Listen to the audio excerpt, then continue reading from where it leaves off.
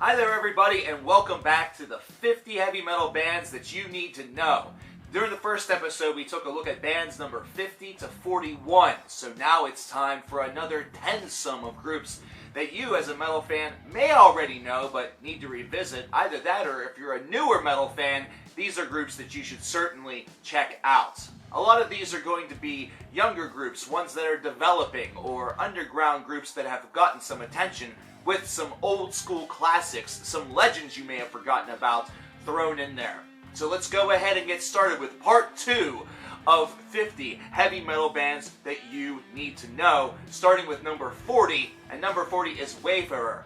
This is a group that's a little bit more recent. They combine folk as well as a little bit of atmospheric black metal in order to create sort of like a summoning environment, but also with some in-mourning twist. The album that you see up there is entitled Old Souls. It was released here in 2016 and definitely took a lot of people by surprise, considering how proficient that this band is in really developing atmosphere and presenting everything that they have on this disc, as well as the remainder of their catalog. Scope them out, especially if you enjoyed entry number 50 off of this list, which was Kaladin Brood.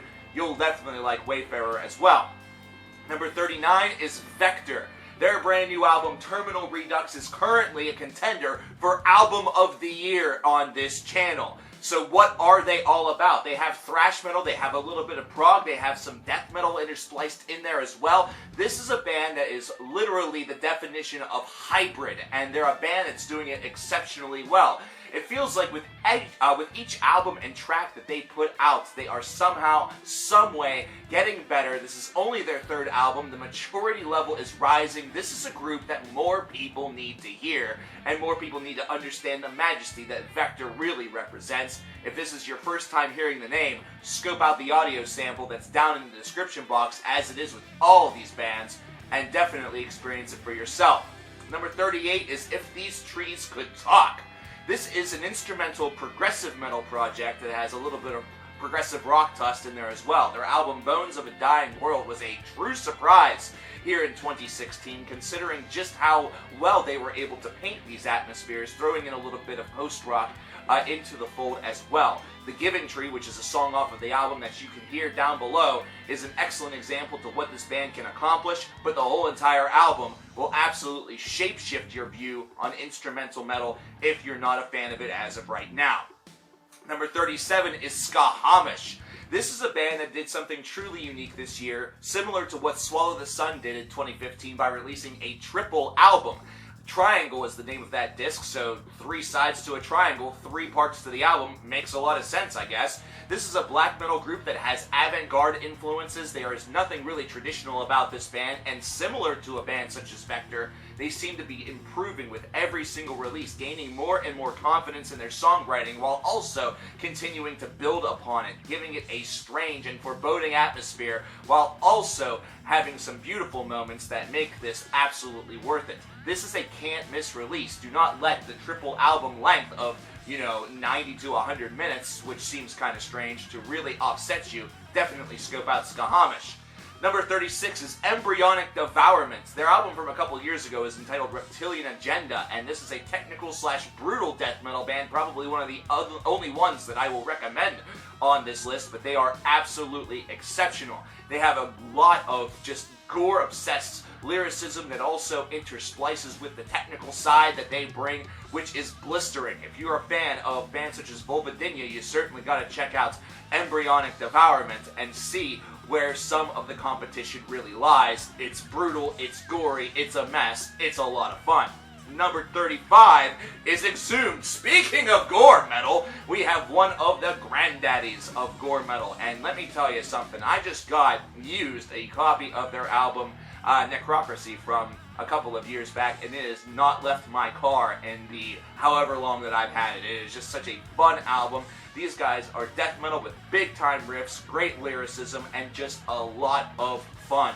They have this, platter of splatter that they consistently deliver to their fan base, and I'll tell you what, they have a nice retrospective that came out last year that might be perfect as a place to begin, and definitely scope out one of the legends of the gore metal genre.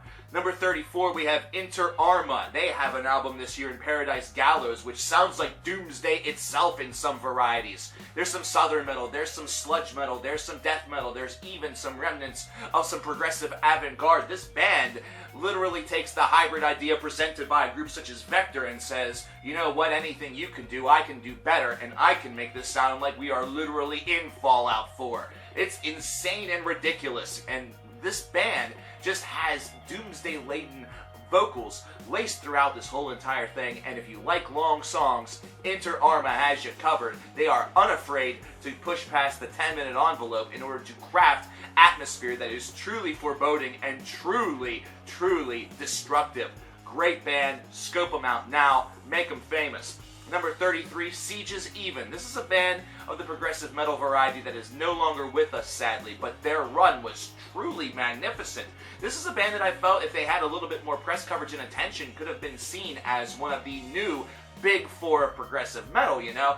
We have bands such as Dream Theater, Queensryche, Fates Warning, etc. that are part of the old big four, sort of the old guard, and Siege's Even definitely represented what the real, I guess, third or fourth wave of progressive metal could really give us. And man, an album such as this one here, The Art of Navigating by the Stars, it is absolutely insanely good.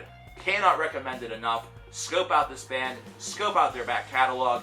You will love it. Number 32, Coldworld. Coldworld had a killer album here in 2016 in their disc Autumn. This is one that has black metal written all over it, but it reminds me a lot of Forgotten Tombs, so it has a little bit of that doom in there as well. Some of those funeral aspects, not quite, you know, we're not talking Ahab quality here, but instead, this is music that is extremely haunting, very depressive, has a lot of melancholy laced within it, but at the same time also offsets it with a sense of violence and a sense of inner destruction. That really, this style of music is one of the only ones that is able to really represent, and Coldworld certainly stepped up their game for their album, Autumn, and this is a band that if you like this style, you certainly should investigate, which brings us to number 31, our last one for this journey today, which is Agalloch. Now, many of you are going to say, well, I know that band. I know that band because of you, Cover Killer Nation, or I know that band because I've loved them for a long time, and I understand that. But this is something that's supposed to also help some newbies as well, and if you are new and the name Agalloch means nothing to you, you are definitely living under a rock. These guys are amazing. They just unfortunately broke up earlier this year, but they are almost impossible to categorize. They have doom in there, they have a little bit of folk metal in there, they have a lot of progressive atmosphere, they have some avant-garde.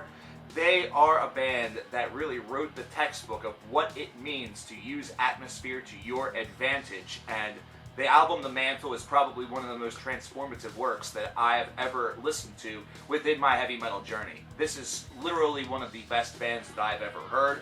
It's one that I think that you will respect as well. Scope out in the description box, In the Shadow of Our Pale Companion, which may honestly be my favorite song of all time. And I know that if you listen to this, you will be hooked.